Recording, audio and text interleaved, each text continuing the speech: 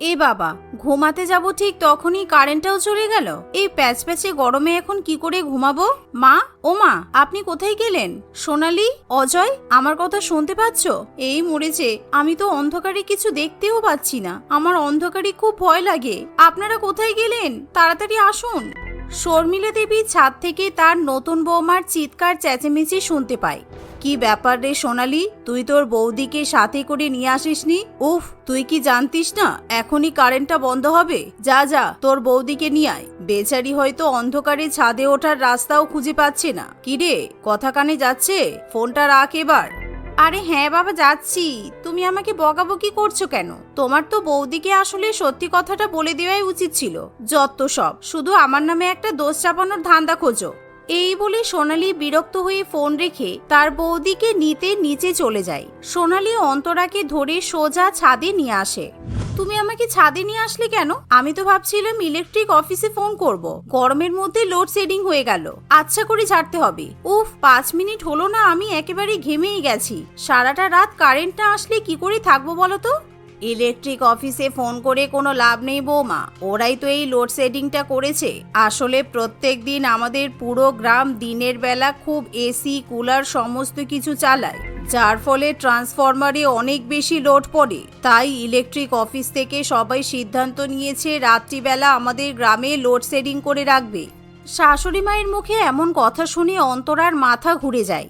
ও মা, সে কি? কিন্তু এই গরমের মধ্যে যদি লোডশেডিং থাকে তাহলে আমরা ঘুমাবো কোথায়? না না, এই গরমে আমার মাথা ঘুরছে, আমি কিছুতেই থাকতে পারবো না। আপনি কোনো একটা ব্যবস্থা করুন। আমরা ছাদে ঘুমাবো। এই দেখো, আমি সবার জন্য বিছানা তৈরি করে রেখেছি, তুমি এখানে এসে শুয়ে পড়ো। ওই দেখো, আমাদের আশেপাশের প্রতিবেশীরাও সবাই ছাদে উঠে শুয়ে পড়েছে। চলো, আর দেরি করো না। অন্তরা শাশুড়ি মায়ের কথা শুনে আর কিছুই বলতে পারে না। সে এদিক ওদিক তাকিয়ে সত্যি সত্যি তাদের প্রতিবেশীদেরও ছাদে বিছানা পেতে ঘুমাতে দেখে। আসলে শর্মিলা দেবীর পুরো গ্রামটাই রাত্রিবেলা লোডশেডিং করে রাখা হতো। তাই শর্মিলা দেবী এবং তাদের গ্রামের প্রত্যেকেই গরমকালে রাত্রিবেলা ছাদে উঠে ঘুমাতো। সেদিন প্রত্যেকে ঘুমিয়ে পড়লেও অন্তরা শাড়ি পরে কিছুতেই যেন ঘুমাতে পারে না।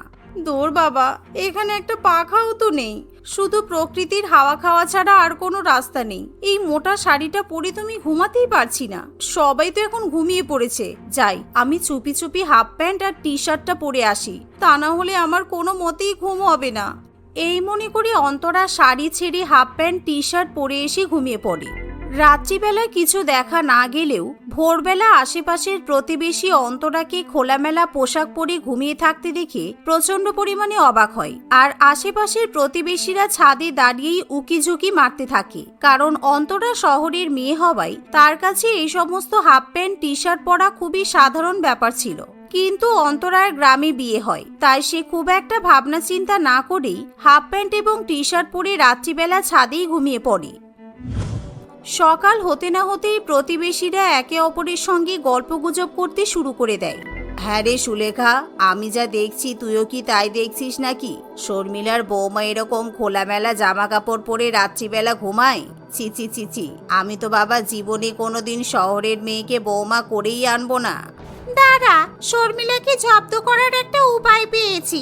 নিজে শহরের বৌমাকে নিয়ে খুব গর্ব করে, তাই না? ওরা ঘুম থেকে উঠুক, সবার সামনে ভালো করে ওদের ধুয়ে দিয়ে আসবো।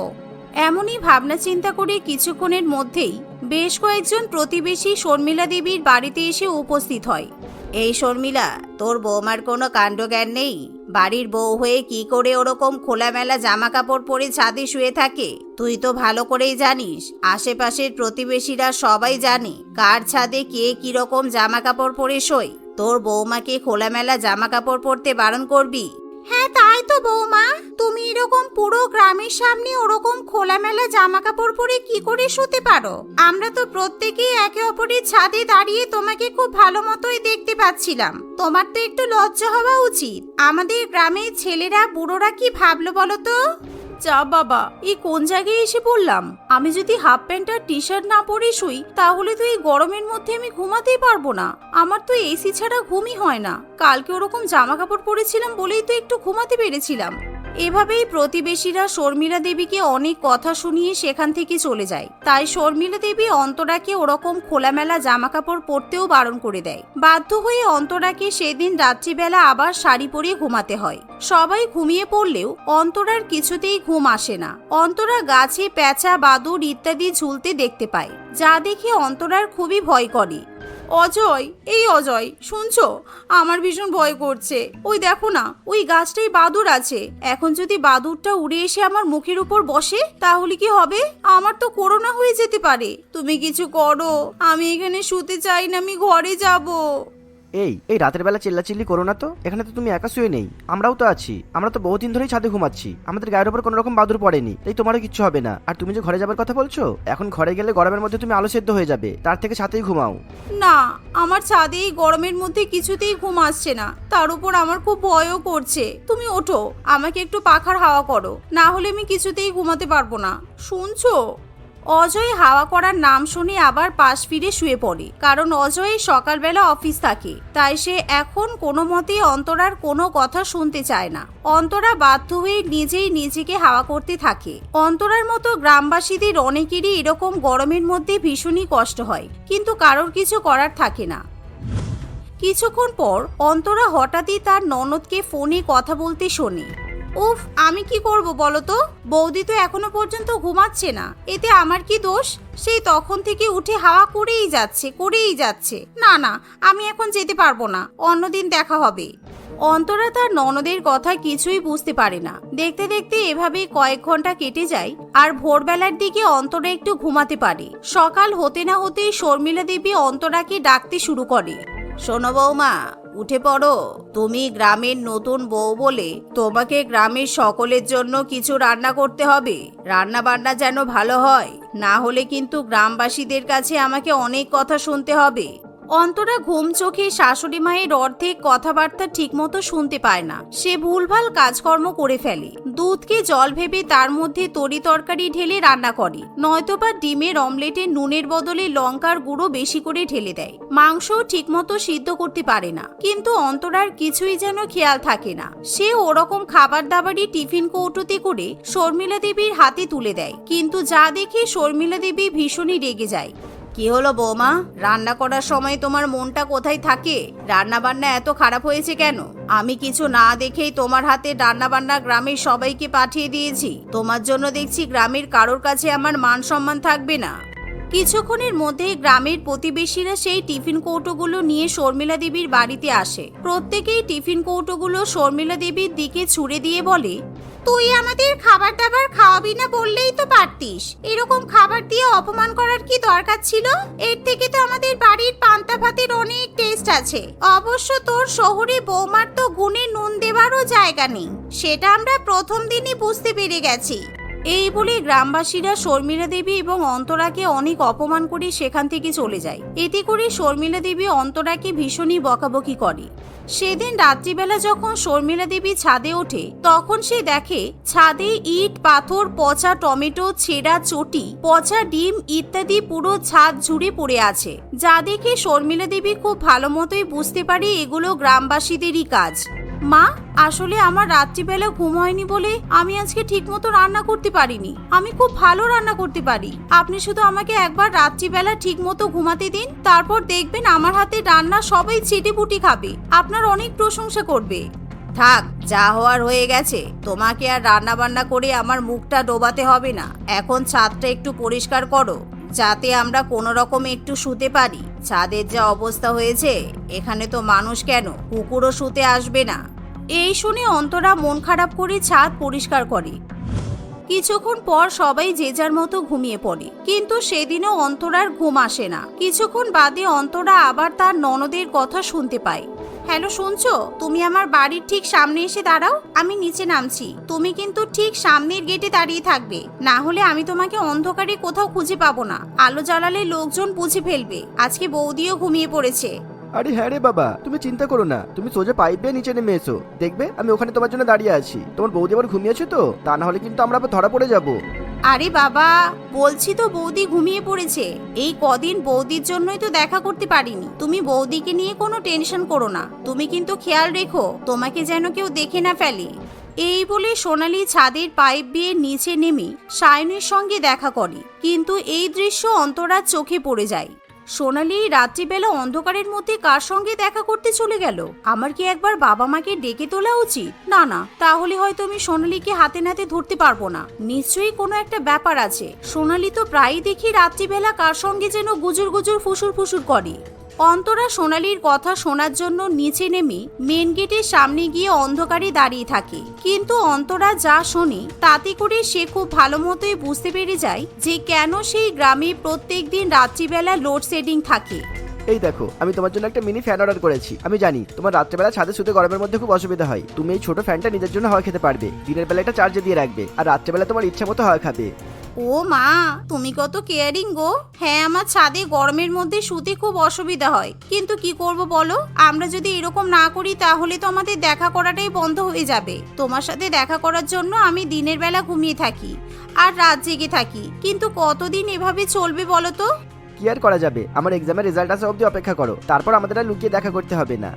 আসলে সায়ন এবং সোনালি বয়ফ্রেন্ড গার্লফ্রেন্ড ছিল, কিন্তু গ্রামের লোকেরা সোনালি এবং সায়নকে একসাথে দেখলে নিন্দামন্দ করবে ভেবে সায়ন একদিন রাত্রিবেলা ট্রান্সফরমার থেকে পুরো গ্রামের কারেন্ট অফ করে দেয়, আর পুরো গ্রামে ছড়িয়ে দেয় যে সারাদিন এসি কুলার চালানোর ফলে ইলেকট্রিক অফিস থেকে রাত্রিবেলা কারেন্ট বন্ধ রাখার সিদ্ধান্ত নেওয়া হয়েছে। এভাবেই দেখতে দেখতে প্রায় 1 মাস কেটে যায়, আর সায়ন প্রত্যেকদিন রাত্রিবেলাতেই চালাকি করে গোটা গ্রামের কারেন্ট বন্ধ করে দেয়। অন্তরা যখন আসল সত্য ঘটনা জানতে পারে তখন সে নিজেকে ঠিক রাখতে পারে না। ছি সোনালি, তোমার জন্য আমি এতদিন ধরে কষ্ট করছি, তোমার লজ্জা করে না? তুমি জানো গরমে কত মানুষের হাই প্রেশারের জন্য রাত্রিবেলা ছাদে ঘুমাতে অসুবিধা হয়? তোমরা নিজেদের স্বার্থের জন্য এরকম করতে পারলে? অন্তরা চিৎকার চেঁচেমেচি শুনে গ্রামবাসী সবাই উঠে পড়ে, আর সোনালি এবং সায়নের পর্দা ফাঁস হয়ে যায়। সবাই মিলে সোনালি এবং সায়নকে বকাবকি করতে থাকে। ততক্ষণই সকালও হয়ে যায়। তুমি একটা জঘন্য অপরাধ করেছো, তার জন্য তোমাকে শাস্তি পেতেই হবে। তোমার জন্য গ্রামবাসীরা এতদিন অনেক কষ্ট করেছে। এমন সময় সায়নের নামে একটা চিঠি এসে পৌঁছায়, যেটা কিনা তার সরকারি চাকরি জয়নিং লেটার ছিল। সায়ন সেন্ট্রাল ফোর্সে চাকরি পেয়ে যায়, যেটা জানার পর শর্মিলা দেবী বলে, না না, শাস্তি কিসের? এ তো আমার জামাই আর্মিতে চাকরি পেয়েছে, আর তোমরা ওকে শাস্তি দেওয়ার কথা বলছো? তোমাদের লজ্জা করে না? তোমার 3 কুলে কেউ বাবার জন্মে আর্মিতে চাকরি পেয়েছে? এমন কথা শুনে পরিমল বাবু এবং গ্রামের বাকি প্রত্যেকেই চুপ করে যায়। সায়নেরও আর কোনো শাস্তি হয় না। সেদিনের পর থেকে সায়নের আর কখনো কারেন্ট অফ করার দরকার পড়ে না। গ্রামবাসীও এখন রাত্রিবেলা নিজেদের ঘরে এসি পাখা চালিয়ে ঘুমাতে পারে। দেখতে দেখতে কিছুদিন বাদে ধুমধাম করে সোনালি এবং সায়নের বিয়ে হয়ে যায়। চৈতালি দেবী তার 3 ছেলে ও 3 বৌমার সঙ্গে বাস করত। চৈতালি দেবীর স্বভাবে খুবই কৃপণ ছিল। সে মাত্র 1 টাকা খরচ করার আগে লক্ষবার ভাবত। তার এই স্বভাবের জন্য তার 3 বৌমা সবসময় খুব কষ্টে থাকত। তার 3 ছেলে অন্য শহরে ব্যবসা করত। মাসে মাসে 3 ছেলে তাদের মায়ের ব্যাংক অ্যাকাউন্টে টাকা পাঠিয়ে দিত। বছরে কয়েকদিনের জন্যই তারা বাড়িতে থাকতে আসতো। চৈতালি দেবী এতটাই কিপ্টে ছিল যে তার বাড়ির ছোট ছোট ভাঙা পুরাতন জিনিসও সে ফেলতে চাইতো না, সেগুলোকে বাড়ির মধ্যেই রেখে দিত। একদিন, মাসিমা, আপনার বাড়ির যত ভাঙাচোরা জিনিস আছে আমাকে দিয়ে দিন।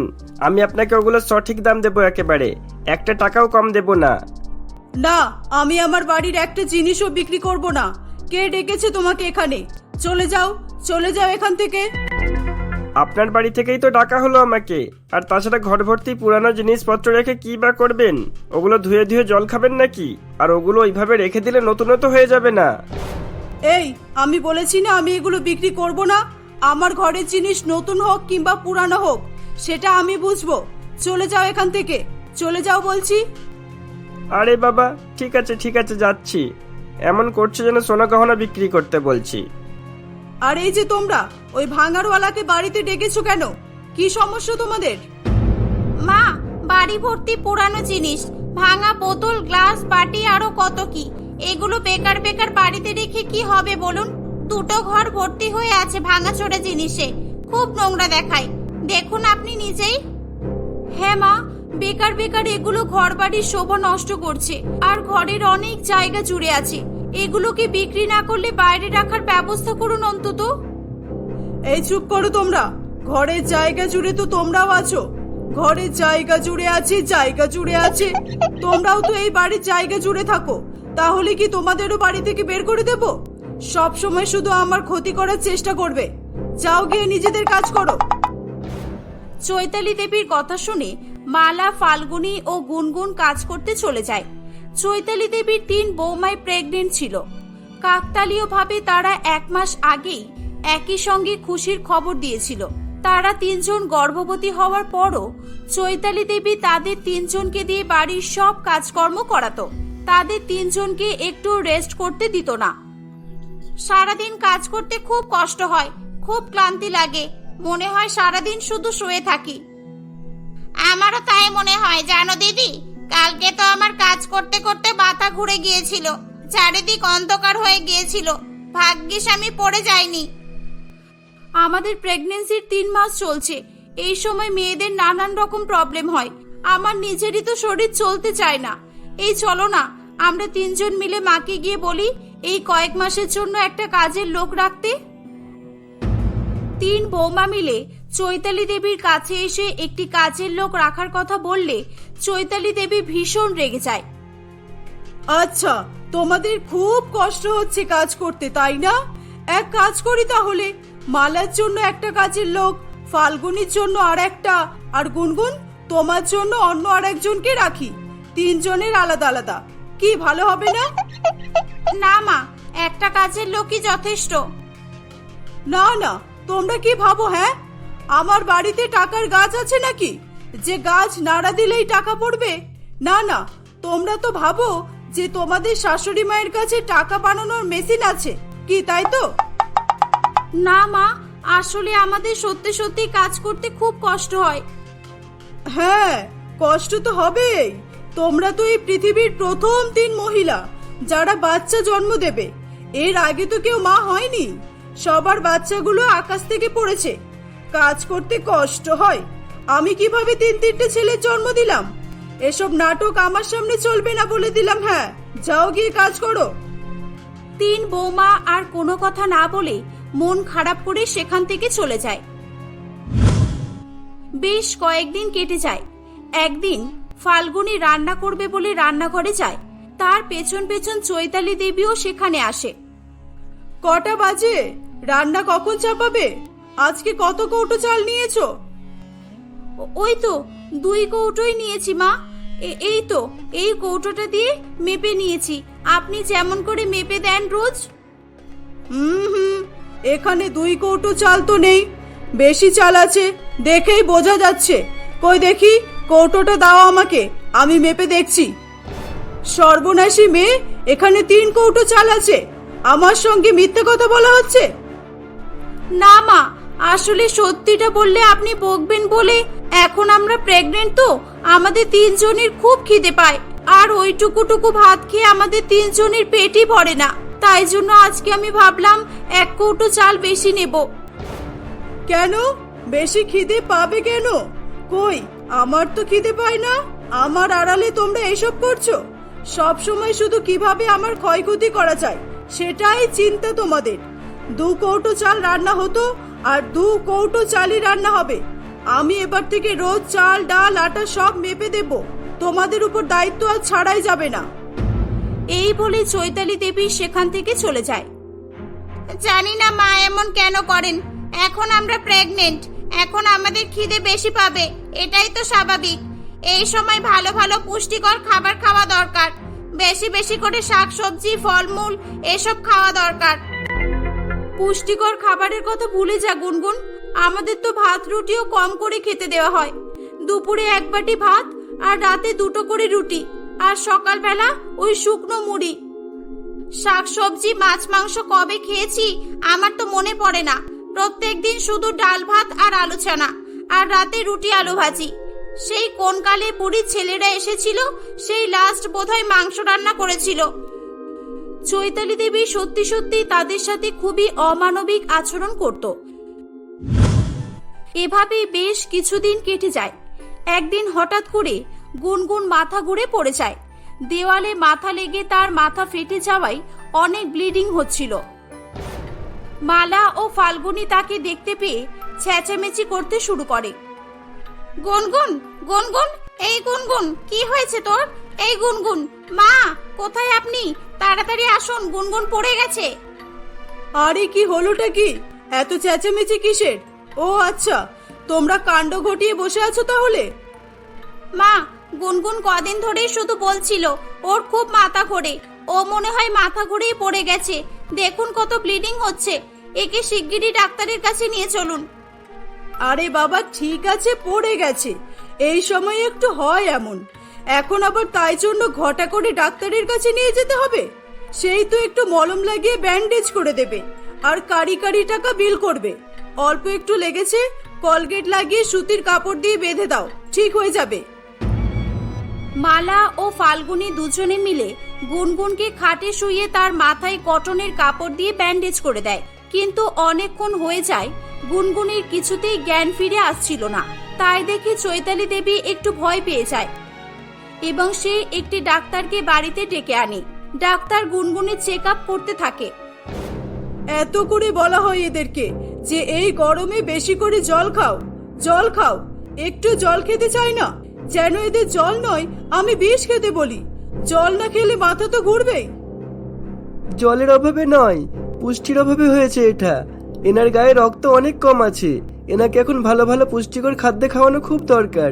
এনাকে রোজ রোজ কাজু, কিশমিশ, আখরোট, পেস্তা এই জাতীয় ড্রাই ফ্রুটস বেশি করে খাওয়াবেন, আর সাথে সেসনাল ফ্রুটসের রস খাওয়াবেন, যেমন ধরুন বেদানা, আঙ্গুর, আপেল এইসব।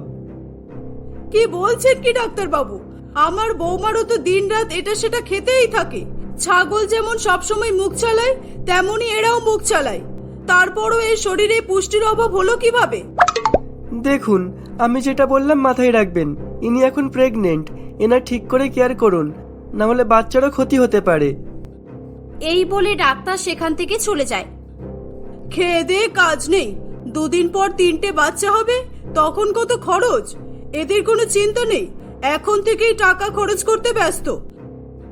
চৈতালি দেবী ড্রাই ফ্রুটস এবং সিজনাল ফলমূল কিনতে বাজারে যায়, কিন্তু সবকিছুর দাম জিজ্ঞাসা করার পর সে আটকে ওঠে আর কোনো কিছু না কিনে সে বাড়ি চলে আসে।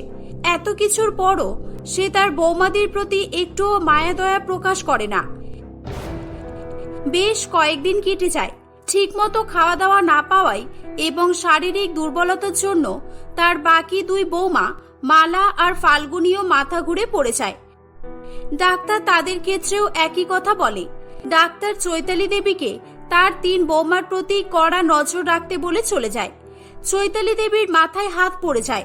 অনেক রাত হয়ে যাওয়ায় সে তার ঘরে ঘুমাতে চলে যায়। শুয়ে শুয়ে সে ভাবে যে একজনের শরীরে রক্ত কম ছিল, পুষ্টির অভাব ছিল, এখন আবার বাকি দুজনও যোগদান করেছে। এরা দেখছি আমাকে ফকির করেই ছাড়বে। সিজনাল ফলমূল আর ড্রাই ফ্রুটসের তো প্রচুর দাম, প্রত্যেক সপ্তাহে আমার অনেক টাকা খরচ হবে। না না, আমি টাকা তো খরচ করতেই পারবো না। কিন্তু আবার যদি আমার নাতি নাতনির কোনো ক্ষতি হয় তখন কি হবে? এক কাজ করি, আমি ড্রাই ফ্রুটস আর ফলমূল চুরি করে নিয়ে আসি। হ্যাঁ, তাই করি। এই ভেবে চৈতালি মধ্যরাতে বাড়ি থেকে বেরিয়ে পড়ে। রাস্তায় যেতে যেতে সে একটি ড্রাই ফ্রুটসের দোকান দেখতে পায়। একটা হাতুড়ি নিয়ে অনেকক্ষণ ধরে ঠুকে ঠুকে সে তালাটা ভাঙার চেষ্টা করতেই থাকে। প্রায় 1 ঘন্টা ধরে চেষ্টা করার পর সে তালা ভাঙতে সক্ষম হয়। এই তো, এখানে অনেক ড্রাই ফ্রুটস আছে, বস্তায় করে অনেক অনেক ভরে নি। কিন্তু নিয়ে যাব কিভাবে? টানতে টানতে নিয়ে যেতে হবে মনে হচ্ছে। ঠিক তখনই সেখানে পুলিশ চলে আসে। বেশ কয়েক মাস ধরে রাস্তার ধারের দোকানগুলোতে চুরি চামারি চলছে। আমরা এতদিন ধরে ভেবেই যাচ্ছিলাম যে আসল চোরটা কে। এই বুড়ি তাহলে এতদিন ধরে। এই ধরো একে, নিয়ে চলো। চৈতালি দেবী খুব ভয় পেয়ে যায়। চৈতালি দেবী কেঁদে কেঁদে পুলিশের কাছে তাকে ছেড়ে দেওয়ার জন্য অনুরোধ করতে থাকে, কিন্তু পুলিশ তাকে ধরে নিয়ে চলে যায়। পরের দিন খবরের কাগজ, টিভি সব জায়গায় চৈতালির ছবি ছাপানো হয়। তার 3 ছেলে ও বৌমা এটা শুনে অবাক হয়ে যায়। চৈতালি জেলেই বন্দি থাকে। এদিকে তার 3 বৌমার বাচ্চা হয়, কিন্তু পুষ্টির অভাবে 3টে বাচ্চাই মৃত অবস্থায় জন্মেছিল। জেলের ভেতরে থেকেই চৈতালি দেবী এই খবর পেয়ে কেঁদে ওঠে। না না, এ হতে পারে না, এ হতে পারে না, কখনো না, না না না না, এ হতে পারে না, হতে পারে না। এরকম ভাবে চেঁচাতে চেঁচাতে চৈতালি দেবীর হঠাৎ করে ঘুম ভেঙে যায়। সে চোখ খুলে দেখে যে সে ঘুমিয়ে ঘুমিয়ে স্বপ্ন দেখছিল, কিন্তু তবুও সে কিছুতেই বিশ্বাস করতে পারছিল না। সে দৌড়ে গিয়ে তার বৌমাদের দেখতে যায়। সে দেখে যে তার বৌমারা ঘুমাচ্ছে। সে মনে মনে স্বস্তির নিঃশ্বাস ফেলে। এটা একটা স্বপ্ন ছিল ঠিকই, কিন্তু ওই স্বপ্নই চৈতালি দেবীকে একেবারে পরিবর্তিত করে দিয়েছিল। সে পরের দিনকেই তার বৌমাদের জন্য ড্রাই ফ্রুটস ও তাজা ফলমূল কিনে নিয়ে আসে। সে তার বৌমাদের সঙ্গে খুব ভালো ব্যবহার করতে শুরু করে। তাই দেখে তার 3 বৌমা খুব খুশি হয়। কয়েক মাস পর 3 বৌমায় স্বাস্থ্যবান শিশুর জন্ম দেয়। 3 বৌমা এখনো পর্যন্ত বুঝতে পারছিল না যে তাদের শাশুড়ি মা হঠাৎ করে এত চেঞ্জ হয়ে গেল কিভাবে।